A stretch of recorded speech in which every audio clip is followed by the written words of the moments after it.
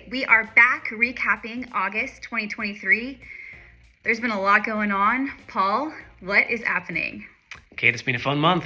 I think we're going to start with Yes. Meta, actually. Start with Meta and the metaverse and the Yes. amount of money that Meta have spent the last few years. Kate, just Staggering. break it to us. What is it? What's the number? What's the stat? So they have lost $21.3 billion since 2022. Wow. Absurd. You know, it's brilliant that there are companies as large as Facebook, Meta, that are taking these risks and trying to push new technology and believe in the future. But it just shows you that it's cost a hell of a lot of money. And, you know, we'll see. Are Apple going to swing by with the Vision Pro and just, you know, take them out completely? Who knows? I think Meta are they're investing in the future because they're probably, you know, conscious of Microsoft and Google and trying to make their way to be part of this next wave of technology. But they spent, as I say, a hell of a lot of money so far, and they do not have much to you know, they don't have much to show for it. A little bit worrying. I know. Oof. So, Kate, I got to ask you about Zoom, the most ironic story of last month. What was it? Yes, so Zoom apparently is requiring their workforce to head back into the office in person, which is kind of ironic since they've really blown up since the pandemic and they've revolutionized remote working. So it's kind of interesting. right? I wonder if it's a distraction, perhaps? Yeah, it's funny. Potentially, yes. Like, I think Zoom introduced their new terms of service last month, and we were wondering if it was just a flag to keep people away from them using AI and storing people's data, data that people don't really realize it's going into their servers and being analyzed. I think they pulled back a little bit on that, but still, I think it's been a kind of a funny month altogether. And Zoom's this Zoom story, I think it's one of them.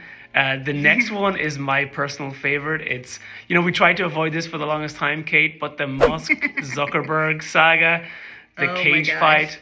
That was my favorite story this month too, for sure. Yeah. So what do you think? Is it going to happen? No, I think that the drama has fizzled. I think officially, but who knows? Hopefully. I feel like I feel like, well, let me ask you, who was going to win this thing? Was it Elon Musk or Mark Zuckerberg in the ring? Who's winning? You know what? I might even say Elon. I feel No. like he's been keeping us on our toes. He's gonna surprise us all. He's probably going to cheat. He's probably going to cheat. He's probably going to very true. pull out a That's weapon or likely. something. That's, you know, Zuckerberg. You know, Zuckerberg's actually competed in MMA competitions. He came like I third know. or something. He won medals in some MMA competitions. So this isn't just a, you know, it's not just a game for Zuckerberg. Apparently Musk pulled up outside Zuckerberg's house and was trying to contact him. And, you know, Elon Musk is the ultimate troll. And I don't know. Hopefully, you know, this puts it to rest. Zuckerberg was ready to fight him, you know. He was ready to do it. But I mean, he's in pretty good shape. Like, I get it. That's honestly a little concerning that Elon actually showed up. I mean, come on. Totally. This is exactly why social media is a bad thing. You have random people showing up at other people's homes, and Oh my gosh, you know, it's like one more reason why Elon Musk shouldn't be in charge of the most, you know, one of the most influential social networks in the world. But anyway, moving swiftly along. Let's promise never to speak of it ever again. Oh my gosh. Right? It's a deal. Okay, well, things got more serious. August 22nd, our news story was about Meta and the news blackout in Canada. Can you tell us a little bit more about that one, Kate? I know that Meta were called out. I think they were not the only one. I think Elon Musk made some changes to Twitter as well that affected the news display. So tell us a little bit more about that. Set the scene. Yeah. So folks were unable to, in real time, get the news that they needed during the fires that are happening in Canada. So it really kind of goes to show how important it is to have these resources available during emergencies and having that real time, you know, update on what's going on. So they've been, you know, having a hard time with that. Well, yeah, definitely. You know, it just shows how much we're, you know, rely on social media for news.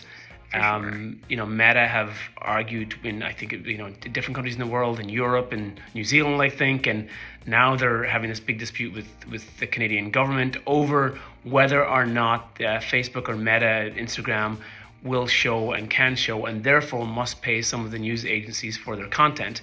There's a good argument either way, but Meta as a company are taking a very staunch stance, and they're saying, no, we're not doing it. And as a result, that means that the people suffer, the customers or the users or the product, whoever we call the people that use Facebook and Instagram and WhatsApp every single day, they're who's suffering. And this is like the biggest example of it, and I think one that really is like looks bad for everybody, but it's obvious that the media are putting this problem squarely at the feet of the tech giants, and it seems like they're not moving yet, but maybe public opinion will work. We'll see what happens. Yeah, gosh, hopefully. I'm just thinking about the hurricanes that are hitting and all of the information that I'm currently getting just on that, and I just can't imagine. Right, totally. Well, listen, the last story of the month is one that I am very interested in. I was one of the first early adopters for Google Glass a few years ago, so I've been quietly waiting. Here we go. Still got him, there Kate. We go. Snoop Dogg. Okay, those are cool. Come on. They're not cool. They're anything but cool. Please. Well, Google, it turns out, they have decided to get out of the hardware game again, or so they say, and they're going to be relying on Samsung to actually create the hardware. Samsung, obviously, stellar products with the Galaxy line, phones, whatever else. They're working on Project Muhin, which is, supposedly will rival Apple Vision Pro that comes out next year. They have a lot to live up to. They don't have the amount of money that Apple has spent without us really knowing. I cannot even imagine. They're selling the Apple Vision Pro for a very expensive price, which again, Google, Samsung will have to kind of compete with that as well. It's interesting to see. I'm glad there's something moving over. We don't want just Apple to be the only ones creating these AR, VR headsets. Glad to see that Google are stepping it up here. And Samsung, as we know, they make great hardware. So let's see what happens here. Yeah, absolutely. I am very interested to see how that plays out. Well, we keep an eye on it. That wraps it up for the month, Kate. Thanks for joining us today, everybody. And we'll see you next month. All right. Thanks, Paul. See ya.